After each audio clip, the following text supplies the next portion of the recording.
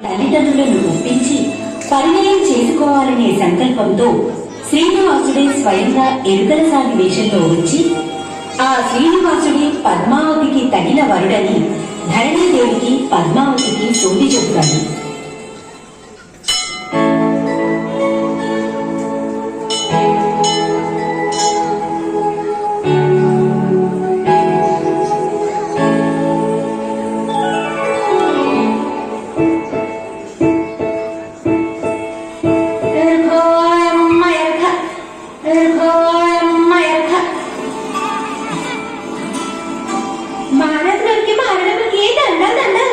ఎవరమ్మా నీవు? సోది చెబుతానమ్మ సోది జరగబోయేది చెబుతా, జరుగుతున్నది చెబుతా, జరిగింది చెబుతా, అన్నా ఎవరంగా చెబుతా తల్లో తల్లి. ఏమమ్మా ఎవరికైనా చెప్తావా? ఓ చిన్నక్క నీ కాడికి అక్కడా కూసో. అమ్మలే కుంకుమెట్టు.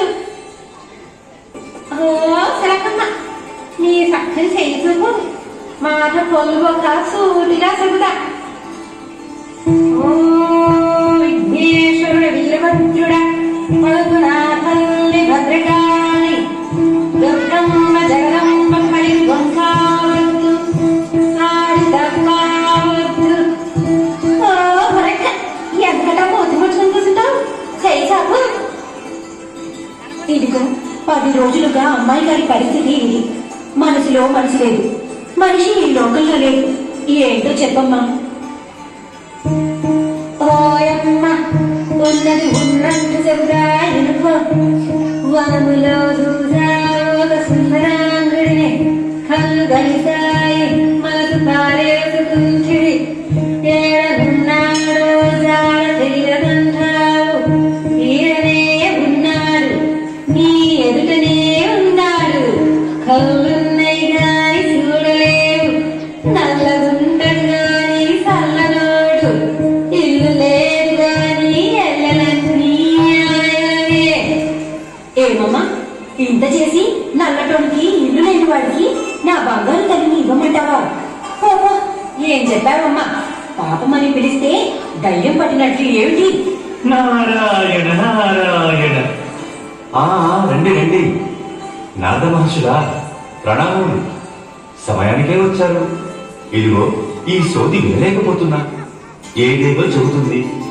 ఇల్లు లేని వాణ్ణి, వనసీమలో తిరిగేవాణ్ణి, గుట్టల మీద చెట్ల మీద పుట్టలో ఉండేవాడిని పట్టుకుని నా బంగారు తల్లిని, నా చిరంజీవిని, అదే పద్మావతిని వానికిచ్చి పెళ్లి చేయమంటుంది. మీరే చెప్పండి, ఇది న్యాయమేనా? నారాయణ నారాయణ. ఈ చిరంజీవి నిజంగా ఎంత దృష్టవంతురాలో. అతను ఎవరనుకున్నావు? సాక్షాత్తు ఆ శ్రీ మహావిష్ణువే నీ ఇంటికి అల్లుడిగా రాబోతున్నాడు. అతను ఎక్కడో లేడు, బొగళామాత ఆశ్రమంలోనే శ్రీనివాసుడిగా నివసిస్తున్నాడు. అంతా లోక కళ్యాణం కోసం జరుగుతున్న భగవంతుని లీలల్లో ఇదొకటి. ఇలా పద్మావతి సమేతుడై కలియుగాంతం వరకు ఉంటాడు. నిస్సందేహంగా ఈ వివాహ ప్రయత్నాలు ప్రారంభించు. అవునా? నా బంగారు తల్లి ఆ శ్రీహరికి పట్టపురాణి కాబోతుందా? ఆహా, అంతా మీ అనుగ్రహమే నారదా. అయితే పదండి, ఇప్పుడే ఆ బొగళామాత ఆశ్రమానికి వెళ్దాం.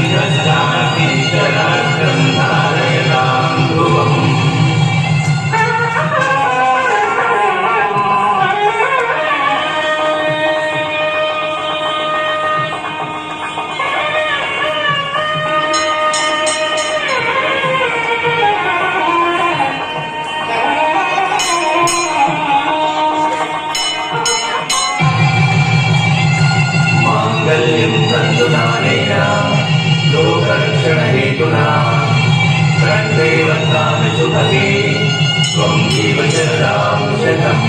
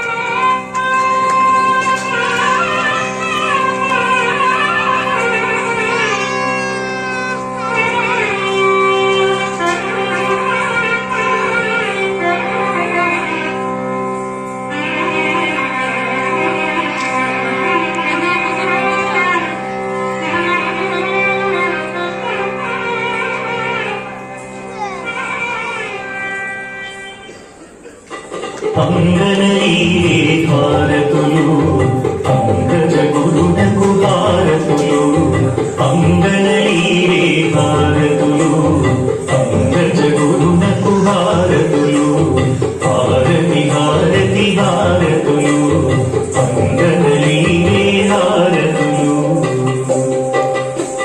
నిశ్చల కళ్యాణ నిలయేటి ఆచుతునకు నివే హారతులు నిశ్చల కళ్యాణ నిలయేటి ఆచుతునకు నివే హారతులు చుచ్చి శ్రీ వెంకటేశు నలమే మంగ చుచ్చి శ్రీ వెంకటేశు నలమే మంగ ఆచుగని చిరి హారతులు హారతి హారతి హారతులు అంగనలీరే హారతులు మంగళం సరేంద్రాయ మహనీయ గుణాత్మనే చక్రవర్తి తనుజాయ సార్వభౌమాయ మంగళం నిత్యాయ నిరవధ్యాయ సత్యానంద చిదాత్మనే సర్వాంతరాత్మనే శ్రీమద్వేంకటేశాయ మంగళం మంగళం మంగళం సర్వే జనా సుఖినో భవంతు సమస్త సన్మంగళాని సంతు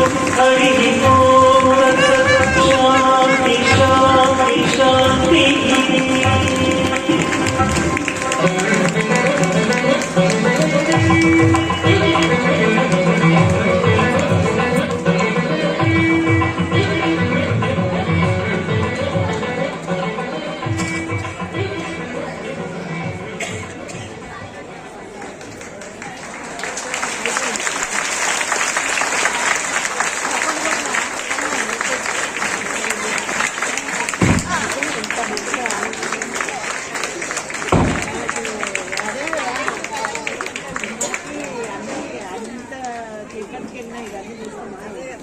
వినడమే కానీ చూద్దాం అంటే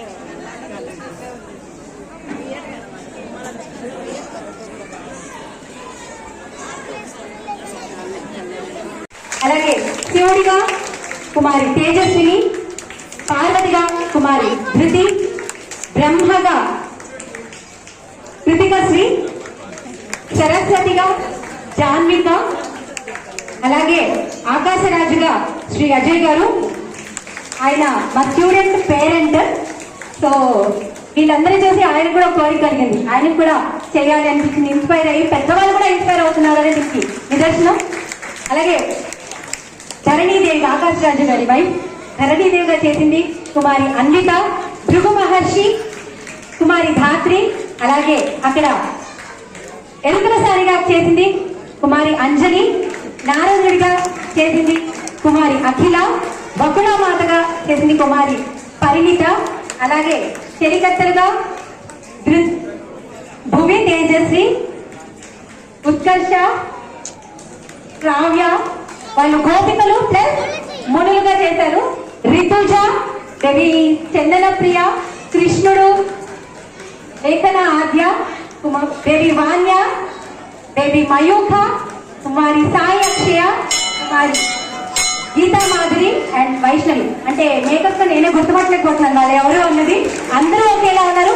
ఇంత చక్కగా మేకప్ చేసిన శ్రీ సురభి దినకర్ గారికి మేము ధన్యవాదాలు తెలియజేసుకుంటున్నాం. చాలా అందంగా వారందరినీ అలంకరించారు.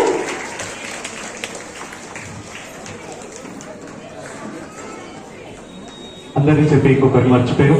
ఈ కార్యక్రమం ఇంత బాగా జరిగిందంటే అటు సౌండ్ ప్లే చేస్తున్నారు శ్రీవత్సు, అలాగే కంటెన్ లాగిన వాడు మా సంతోష్, నా స్టూడెంట్. సో ఎందుకంటే ఇది చాలా ముఖ్యమైన పాత్ర. అక్కడ వాళ్ళు సెట్టింగ్ సైడ్ చూసుకుంటున్నప్పుడు పాపం చాలా ఓపెన్ గా థ్యాంక్స్ నాన్న. అయితే ఇంత చక్కటి అవకాశాన్ని మాకు ఈ రోజు శ్రీ శ్రీ శ్రీ పద్మావతి సమేత శ్రీ వెంకటేశ్వర స్వామి దేవస్థానం ఆలయ కమిటీ వారు మాకు ప్రతి సంవత్సరం బ్రహ్మోత్సవాలు, స్వామివారి బ్రహ్మోత్సవాల్లో భాగంగా ఈనాడు విజయదశమి రోజు కార్యక్రమం ఇవ్వటం ఆనవాయితీగా వస్తుంది. అదేవిధంగా ఈ సంవత్సరం కూడా వారు మమ్మల్ని పిలిచి చక్కటి కార్యక్రమాన్ని మాతో చేయించినందుకు వారికి ఆలయ కమిటీ సభ్యులందరికీ కూడా పేరు పేరున మా ప్రత్యేక ధన్యవాదాలు తెలియజేసుకుంటున్నాము. ఇలాగే ప్రతి ఏడాది మమ్మల్ని ప్రోత్సహించవలసిందిగా కోరుకుంటూ మా ఈ కార్యక్రమాన్ని ఇంతటితో సమాప్తం. చాలా సంతోషం సార్. ఓం నమో వెంకటేశాయ. గిరిప్రాజు గారు వాళ్ళ భార్య